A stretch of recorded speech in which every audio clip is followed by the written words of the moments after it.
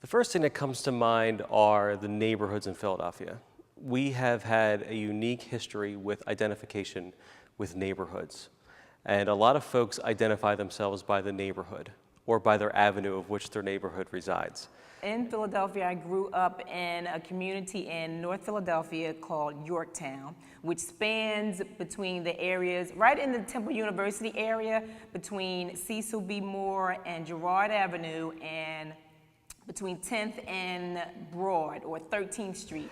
South Philadelphia on South 7th Street, just down the street from PhillyCAM. Well, right now I'm living on Welsh Road in the northeast, but I'm from West Philadelphia, 37. Well, there are a lot of different neighborhoods in West Philly. I still work in the Walnut Hill neighborhood of West Philadelphia. And I've lived in Cedar Park, Spruce Hill, and Pelton Village.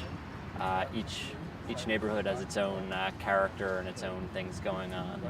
I live on 21st Street, about 2 blocks from Rittenhouse Square. I was born, raised, and still live in Society Hill, Philadelphia. Well, I don't live in Philly anymore, but I grew up in Philly, and I lived in East Falls at 3420 West Calder Street.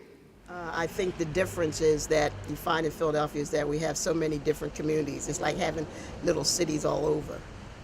Right now I live at Front and Westmoreland, which is the Fair Hill section. Some people call it West Kensington or the Badlands.